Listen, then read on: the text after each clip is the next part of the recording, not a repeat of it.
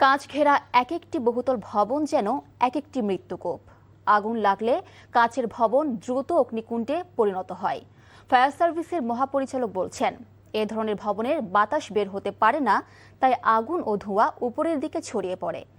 আগুন নেভাতে ভাঙতে হয় কাঁচের দেওয়াল, ফলে সময়ক্ষেপণের পাশাপাশি হতাহত ও ক্ষতির ঝুঁকি বাড়ে কয়েক গুণ।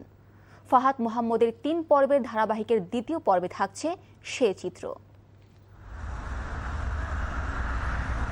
আধুনিকতার নামে রাজধানী জুড়ে নিত্য নতুন যেসব গ্লাস বা কাচের বিল্ডিং বানানো হচ্ছে, সেগুলোতে অগ্নিকাণ্ডের ঘটনায় সবচেয়ে বেশি বেগ পেতে হয় উদ্ধারকারীদের। আগুন নেভাতে বা ভবনের ভিতরে ঢুকতে ফায়ার ফাইটারদের কাঁচ ভাঙতে হয়। ভারী ও ধারালো কাচের টুকরো নিচে পড়ে হতাহতের ঝুঁকি এবং ফায়ার ফাইটারদের ক্ষতি হওয়ার আশঙ্কা থাকে। পাশাপাশি ভবনে ভেন্টিলেশন সিস্টেম না থাকায় আগুন দ্রুত এক ফ্লোর থেকে অন্য ফ্লোরে ছড়িয়ে পড়ে। আর গ্লাসের কারণে ভবনের ভিতরে ধোঁয়া বাইরে বেরোতে না পারায় ভবনে আটকে পড়া মানুষ দ্রুত অসুস্থ হয়ে পড়ে।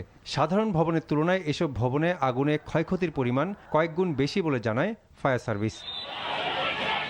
এই যেমন বনানীর এফআর টাওয়ারে ২৬ জন এবং বেইলি রোডের গ্রিন কজি কটেজের অগ্নিকাণ্ডে ৪৩ জনের মৃত্যুর ঘটনা ঘটে, যার অন্যতম কারণ গ্লাস ঘেরা ভবনে উদ্ধারকারীদের পানি পৌঁছাতে হয় গ্লাস ভেঙে। তাতে যেমন সময় ক্ষেপণ হয়, তেমনি বাড়তে থাকে মৃতের সংখ্যা। আমাদেরকে সিঁড়ি পাঠানোর ব্যবস্থা করেন, সিঁড়ি না পাঠালে ধোঁয়ায় আমরা মারা যাব।